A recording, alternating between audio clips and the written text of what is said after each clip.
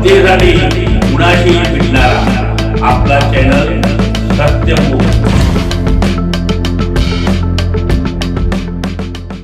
तमदलगे येथील प्रभाग क्रमांक 3 मध्ये डांबावरील लाईटच्या समस्येमुळे ग्रामस्थांमध्ये तीव्र नाराजी व्यक्त होते। या परिसरातील डांबावरील दिवा वारंवार बंद चालू होत असल्याने संपूर्ण परिसर अंधारात बुडाला। बाळू मारुती कांबळे यांच्या वखारीजवळील सचिन पुजारी यांच्या घरासमोरील हा दिवा गेल्या काही दिवसांपासून व्यवस्थित कार्यरत नसल्याचं दिसून येत आहे। तेथील अंधारामुळे लहान मुलं, महिला आणि ज्येष्ठ नागरिकांची ये-जा धोकादायक बनली आहे।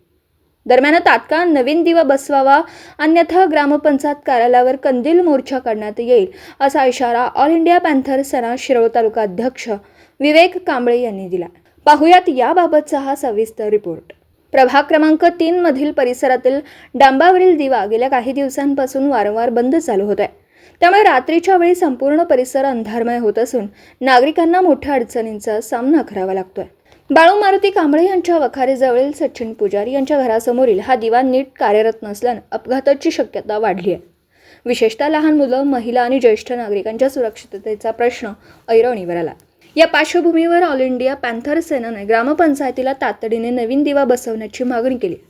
ग्रामपंचायतीने त्वरित दखल घ्यावी, अन्यथा ऑल इंडिया पॅन्थर सेनेचे महाराष्ट्र राज्य संपर्क प्रमुख तथा कोल्हापूर जिल्हाध्यक्ष डॉक्टर गणेश वाईकर यांच्या मार्गदर्शनाखाली ग्रामपंचायत कार्यालयावर कंदील मोर्चा काढण्यात येईल असा इशारा शिरोळ तालुका अध्यक्ष विवेक कांबळे यांनी दिला। आता ग्रामपंचायत प्रशासन यावर किती लवकर कारवाई करतं याकडे ग्रामस्थांचं लक्ष लागलं।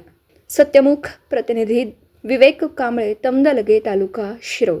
जनतेसाठी कुणाशीही भेटणारा आपला सत्यमुख। लाईक करा, शेअर करा आणि बेल आयकॉन ऑन करा। मित्रांनो, विसरू नका।